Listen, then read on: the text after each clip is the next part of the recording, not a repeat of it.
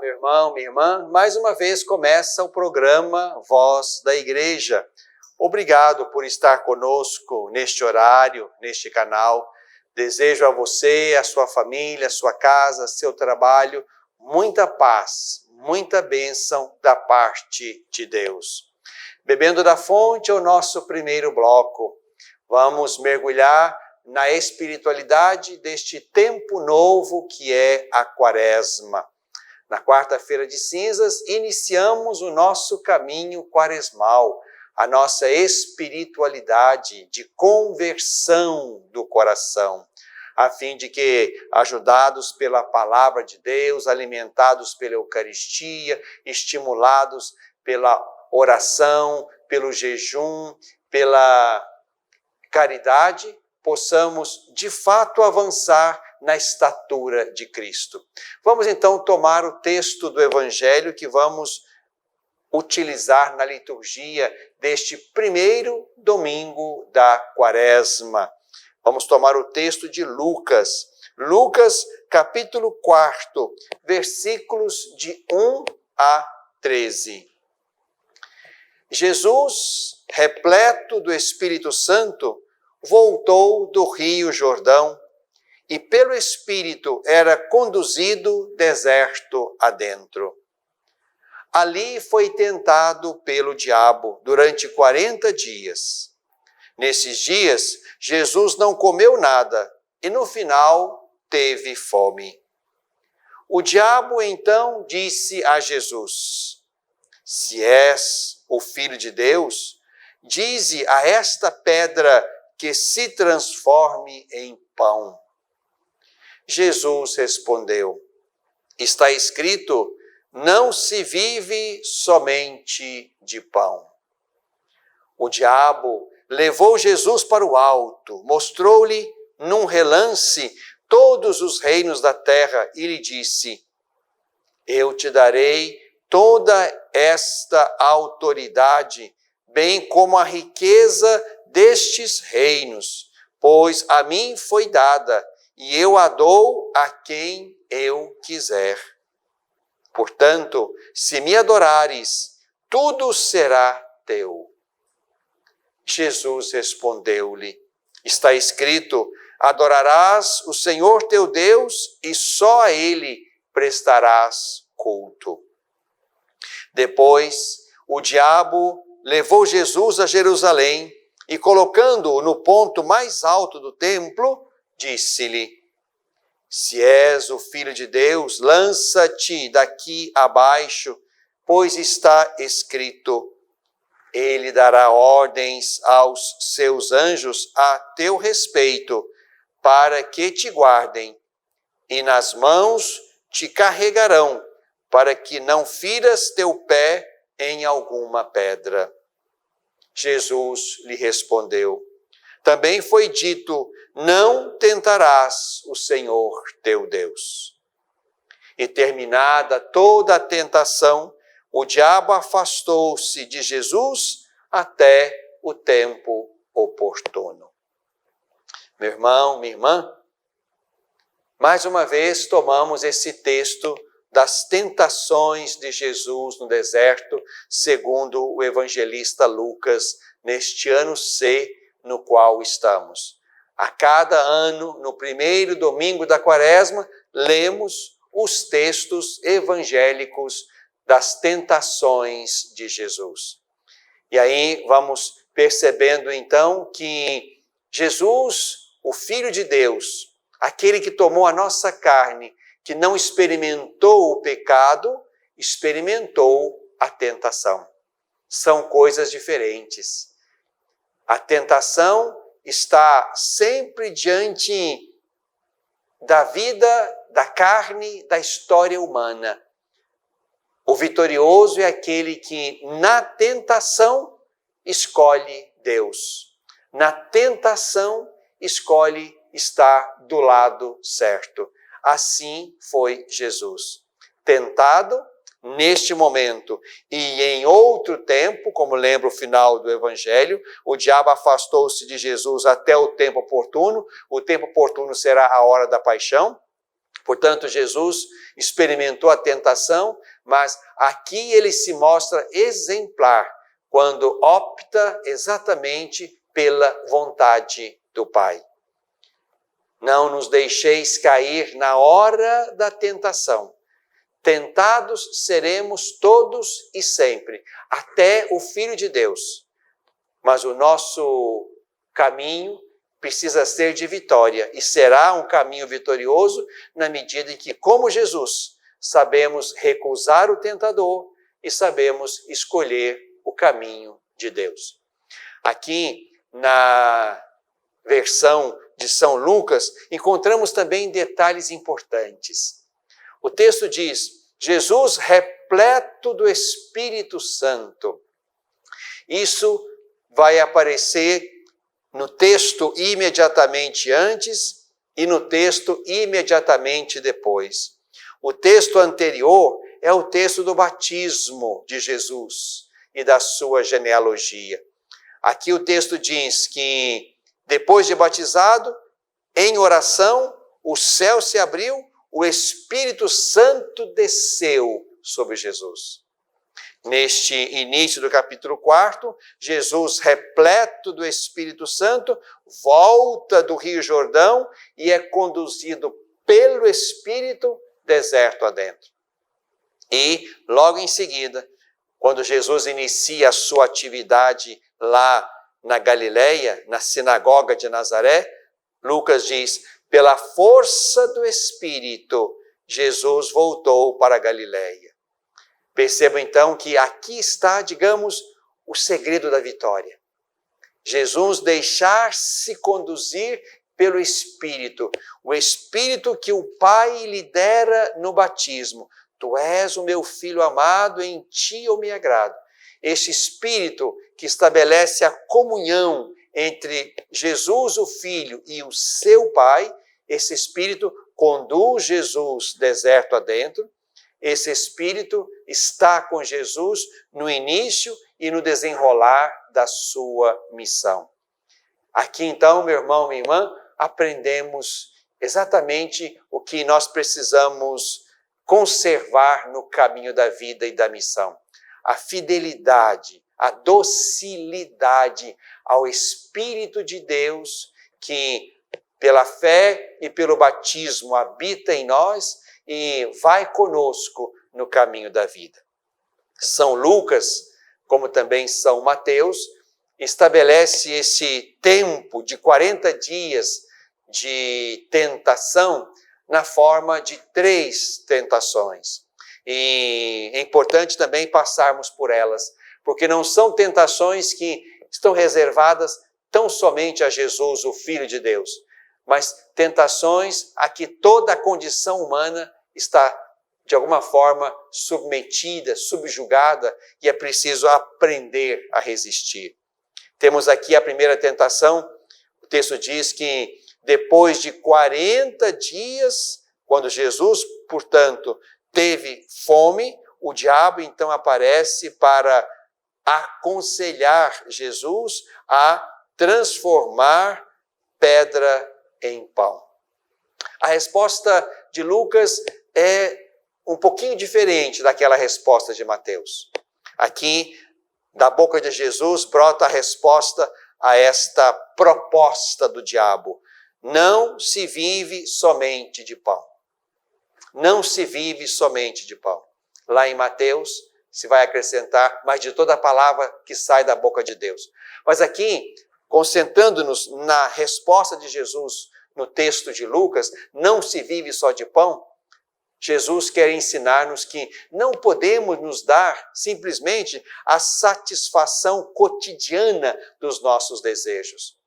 Não se vive só de pão, não se vive só das vontades, dos instintos, dos desejos do corpo.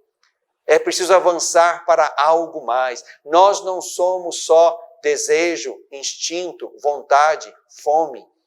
Somos muito mais do que isso. E por mais que isso seja um direito e uma necessidade, nós não podemos entrar na dinâmica de satisfazer tudo quanto o nosso corpo, o nosso coração, a nossa mente desejam. É preciso ter uma compreensão do ser humano integral, onde há também outras dimensões que talvez nem sejam suficientemente cuidadas. Não se vive só de pão. Depois há uma segunda tentação, aquela em que, portanto, o diabo leva Jesus para o alto, mostra todos os reinos da terra, diz, mentindo, que tudo é dele, e não é dele, é de Deus, e promete que Jesus, então, receberia todo o poder que quisesse se adorasse ali o diabo. Jesus responde: adorarás o Senhor teu Deus e só a Ele prestarás culto. O que significa, meu irmão, minha irmã, que um só tem a precedência sobre nós, e não é o diabo, é Deus. Por isso não podemos jamais, em nenhuma hipótese e por nenhuma situação, oferecer a alma ao diabo como quem deseja alcançar dele e com a ajuda dele alguma coisa que seja satisfação da nossa sede de poder. Primeiro, que isto nunca será para nós coisa boa e digna e justa, sede de poder. É preciso exatamente submeter-nos ao poder e à soberania de Deus e aprender de Deus a lidar com todas as coisas, poderes e autoridades da terra. E Deus haverá de nos ensinar isto. Importante, portanto, adorar tão somente a Deus. E, finalmente, a terceira tentação, aquela em que o diabo tenta Jesus a lançar-se do alto para ser protegido por Deus. Abusar da bondade de Deus. Não é este também o caminho. Eu não tenho que testar Deus para saber se Ele me ama e se Ele cuida de mim. Deus não mente, Deus não engana, não nos engana, não se engana. E se o amor de Deus está posto sobre nós, e é isso que Jesus significa e nós não precisamos testar Deus em nenhum momento para verificar se Ele de fato nos ama ou não. Não tentar Deus é o caminho que Jesus nos ensina. Portanto, irmão, irmã, que o nosso caminho de Quaresma seja um caminho de conversão do coração, para que possamos ir com Jesus e ceder a qualquer tentador que nos queira mostrar um caminho onde Deus não tenha a precedência, ocupe o primeiro lugar e nos ajude a entender o todo da vida e não simplesmente uma fração que signifique satisfazer este ou aquele desejo. Aprendamos com Jesus a viver uma vida humana integral, aberta a Deus e totalmente confiada a Ele. Bebemos da fonte.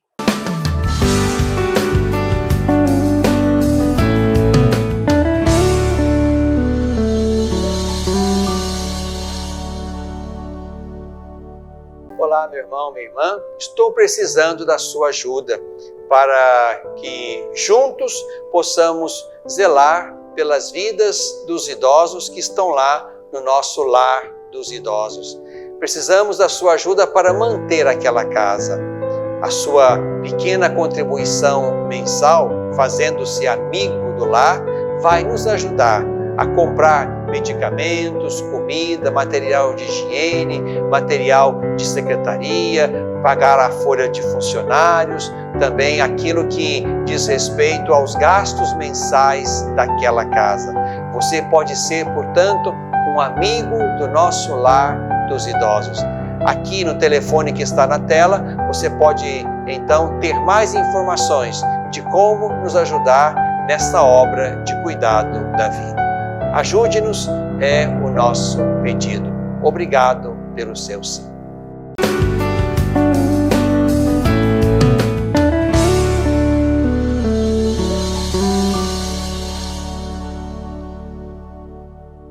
No coração deste tempo, estamos no tempo da Quaresma, um itinerário espiritual de conversão do coração. Como lembrou o profeta Joel na quarta-feira de cinzas, é preciso rasgar o coração. rasgar o coração e curar o coração humano, tocado pelo mal, pelo pecado, pela iniquidade, como lembrou também o salmista naquela quarta-feira de cinzas, e pelos remédios que Jesus oferece, a esmola, que seria a caridade, a oração e o jejum, esses três remédios ajudam o nosso coração rasgado a tomar as feições de Cristo, convertendo-se na direção e na estatura de Cristo. Quaresma é tempo favorável de conversão do coração. Conversão pessoal. Cada um é chamado a olhar para Cristo e a progredir na direção de Cristo, no conhecimento de Cristo e na experiência de Cristo, na imitação de Cristo e no seguimento de Cristo. Tudo isso faz parte do nosso caminho de fé. Mas também uma conversão para além do pessoal, uma conversão também social, uma conversão ampla, planetária, e podemos pensar assim. E exatamente para ajudar-nos nesta conversão coletiva e social que a Igreja no Brasil nos propõe já há 58 anos a campanha da fraternidade. Começamos em 64, de lá para cá, portanto, são 58 edições, onde somos chamados a mergulhar na realidade, a julgá-la a partir da palavra de Deus, a partir de Jesus Cristo, e aí, discernindo a partir de Cristo, propor também caminhos novos, caminhos de conversão, caminhos de mudança diante daquela temática tratada com profundidade e com um olhar mergulhado no nosso tempo e naquela problemática que a campanha quer sinalizar. Então, neste ano de 2022, nós temos então, mais uma vez, uma campanha da fraternidade que nos vai fazer pensar na educação. É a terceira vez que a educação entra como tema da campanha da fraternidade. Em 1982 foi a primeira vez. A verdade vos libertará, era o lema. Em 1998 foi a segunda vez. A serviço da vida e da esperança foi o lema. E agora, com o lema fala com sabedoria, ensina com amor, pela terceira vez, então, tocamos nesta realidade da educação. E se é assim, se é uma realidade tocada ao longo de 58 anos, por 3 vezes, é sinal de que aí nós precisamos ainda de sincera e profunda conversão, de mudanças importantes que nos ajudam a entender esta realidade da educação. E aqui, pensando em educação, não simplesmente como aquilo que nós experimentamos na escola, essa é uma visão redutiva, mas pensando numa visão ampla de educação. Educação que começa, portanto, no seio familiar. A família é a escola das virtudes. É ali que aprendemos os primeiros valores, as primeiras relações. É ali que temos os primeiros contatos com os outros, com Deus, com a natureza, com a sociedade ali expressa naquele pequeno grupo. Educação também que passa pelas instituições de ensino, as escolas básicas, médias, superiores, e com os desafios próprios também aí deste lugar, e desafios de toda a ordem. Mas também podemos pensar em educação que recebemos na igreja, educação da fé, quando nós fazemos um caminho de penetrar o mistério de Cristo e aprender tudo de Cristo. Há uma educação, portanto, também que aprendemos, que aurimos da nossa vida comunitária. Há uma educação que também nós aprendemos e saboreamos a partir dos mais experientes, dos mais idosos. Há uma sabedoria de vida que circula quando estamos em comunhão, em contato, em diálogo com os que nos precederam no caminho da vida. Há ainda uma educação que nós podemos aprender do mundo e com o mundo, no sentido positivo aqui da palavra mundo, do conceito mundo. Por exemplo, o que aprendemos com a pandemia? O que aprendemos com as últimas fortes chuvas? Há um ensinamento também aí. A natureza também pode ser para nós uma escola que nos obrigue a repensar hábitos, repensar atitudes, repensar nossa relação com a casa comum. Então percebam, meu irmão, minha irmã, que o tema da educação é um tema amplo. E o que a campanha da fraternidade quer neste ano de 2022, no seu objetivo geral, é, em uma palavra, diálogo.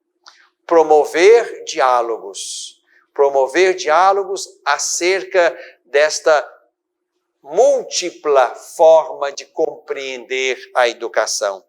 E isso é importante. E aí, quando nós promovemos diálogos, vamos perceber o que temos. Vamos colocar numa mesa de discussão os modelos, os projetos pedagógicos, educacionais. Vamos repensar e tentar encontrar juntos caminhos para os grandes desafios que temos na educação das novas gerações. Vamos repensar também uma educação que seja muito mais do que aprender a ler, a escrever, a fazer contas, mas uma educação que seja um verdadeiro humanismo, que a partir de Cristo, e este é o humanismo que vale, um humanismo a partir de Cristo, tendo Cristo como modelo e como medida, aprendendo dele a ser humano, a ser homem, a ser mulher, aprendendo de Cristo. A educação precisa nos levar, portanto, a um humanismo solidário, onde vamos tentando compreender tudo a partir de Cristo, compreendendo também a sociedade, a economia, a política, o progresso, tudo isto olhado e compreendido à luz da fé cristã. Por isso, é importante que você também se dê, nesse tempo de quaresma, se dê ao trabalho, à fadiga e ao dever de penetrar também um pouco, ajudada pelos materiais que temos, pela pregação que certamente será feita na igreja, pelos encontros de catequese ou encontros de formação que serão feitos também aí na sua comunidade, você está convidado a penetrar este belo lugar. O ser humano é um ser em construção.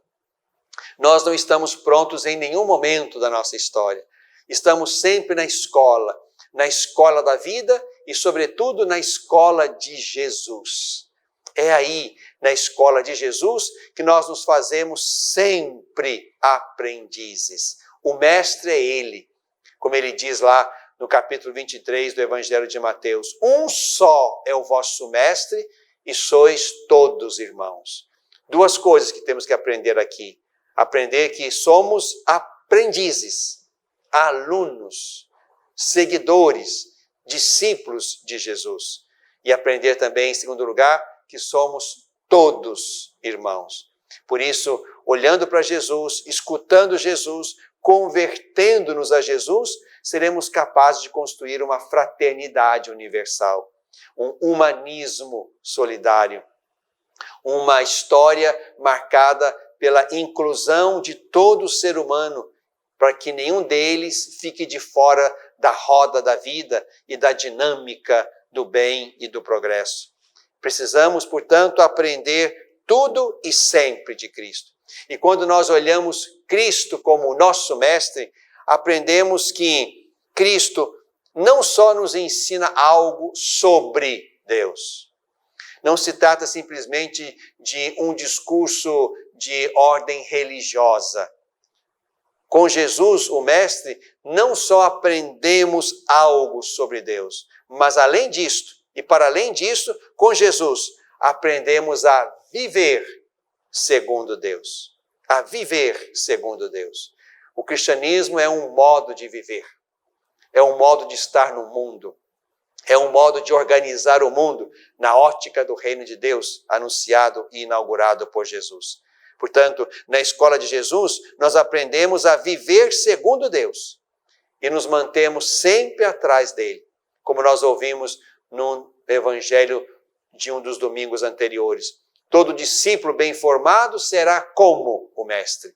Estamos sempre, portanto, num caminho, numa construção do nosso ser, do nosso estar no mundo. e queremos atingir, portanto, a medida e a estatura do Mestre Jesus. Seremos como Ele. Esta é a nossa meta, como nós também lemos na Sagrada Escritura, na primeira carta de São João. Quando Jesus se manifestar, seremos semelhantes a Ele, pois o veremos como Ele é. Mas estamos no caminho, e neste caminho, que é o caminho da história, o caminho da vida, o caminho da missão, o caminho da fé, somos todos aprendizes. Estamos numa dinâmica permanente de construção do nosso ser. Estamos avançando e devemos estar avançando na direção da estatura de Cristo. Por isso, meu irmão, minha irmã, será muito importante que você tome também voz, vez, lugar na grande e bela discussão que vai se estabelecer neste tempo da Quaresma. Precisamos, sim, também de espaços institucionais de educação, escolas, universidades, onde uma sadia antropologia cristã esteja ali na base da educação daquele ser humano que está confiado à escola, à universidade e às instituições de ensino. De modo que esses lugares percebam que é preciso, é direito que haja também ali propostas pedagógicas que levem em conta a fé cristã. E aqui, em nenhum momento, isso vai significar reducionismo de caráter religioso. Não, pensar Cristo é pensar o homem inteiro, o ser humano inteiro. Jesus nos ajuda a viver em plenitude a nossa vida na história. Portanto, a educação também, a educação formal, a educação informal, precisa ter Cristo como uma medida justa e bela. E é isso que conversaremos também ao longo desse tempo da Quaresma e fora dele, para que nossas instituições de ensino resguardem a diversidade de ofertas e, dentre elas, haja também a oferta de uma pedagogia que leve em conta a fé cristã no coração deste tempo.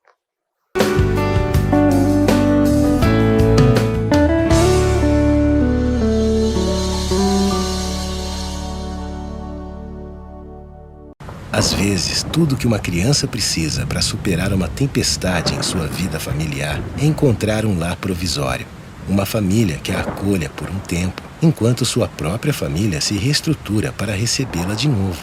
Essa é a proposta do Serviço Família Acolhedora, transformar as dificuldades de hoje em possibilidades de futuro. Serviço Família Acolhedora. A tempestade passa, a vida continua. Participe e faça a diferença.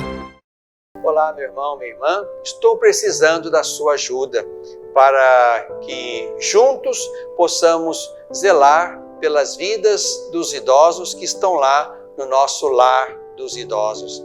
Precisamos da sua ajuda para manter aquela casa. A sua pequena contribuição mensal, fazendo-se amigo do lar, vai nos ajudar a comprar medicamentos, comida, material de higiene, material de secretaria, pagar a folha de funcionários, também aquilo que diz respeito aos gastos mensais daquela casa. Você pode ser, portanto, um amigo do nosso lar dos idosos. Aqui no telefone que está na tela, você pode então ter mais informações de como nos ajudar nessa obra de cuidado da vida. Ajude-nos, é o nosso pedido. Obrigado pelo seu sim.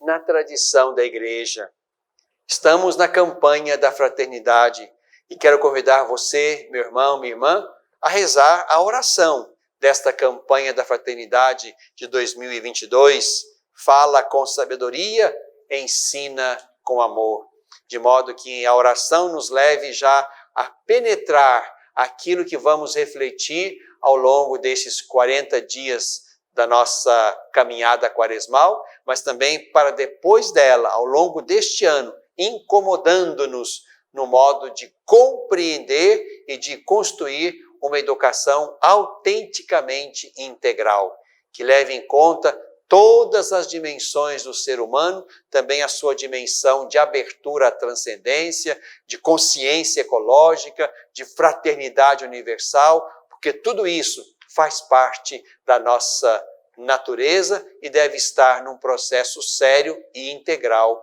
de educação. Vamos rezar então a oração da campanha da Fraternidade 2022. Pai Santo, neste tempo favorável de conversão e compromisso, dai-nos a graça de sermos educados pela palavra que liberta e salva. Livrai-nos da influência negativa de uma cultura em que a educação não é assumida como ato de amor aos irmãos e de esperança no ser humano.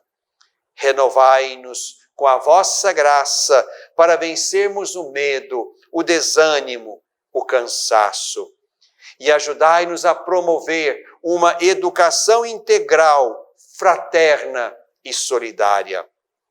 Fortalecei-nos para que sejamos corajosos na missão de educar para a vida plena em família, em comunidades eclesiais missionárias, nas escolas, nas universidades e em todos os ambientes. Ensinai-nos a falar com sabedoria e educar com amor. Permiti que a Virgem Maria, Mãe Educadora, com a sabedoria dos pequenos e pobres, nos ajude a educar e servir com a pedagogia do diálogo, da solidariedade e da paz. Por Jesus, vosso Filho amado, no Espírito, Senhor que dá a vida. Amém. Convido você também, meu irmão, minha irmã, a participar no dia 10 de abril, domingo de Ramos da Paixão, da coleta da solidariedade. Com esta coleta, vamos ajudar muitos projetos de educação, formal e informal, a partir das nossas comunidades, paróquias e da nossa diocese.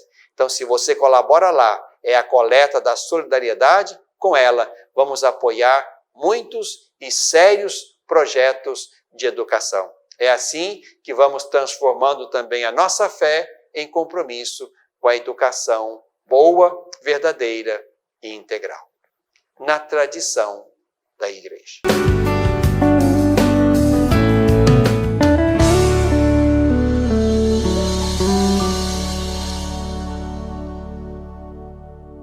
Educar para a vida. Formar homens e mulheres para a plenitude. Uma educação católica. Lembro-me bem, quando era criança, da importância de minha família em toda a minha educação. Aprendi que a fé e a razão, o conhecimento, são bases que se complementam para se formar um ser humano íntegro. Valores e virtudes fundamentais para ser quem eu sou e sempre agir com coração e alma para alcançar os objetivos mais altos. Hoje, na formação de meus filhos, compreendo que educar é, sobretudo, uma obra de amor.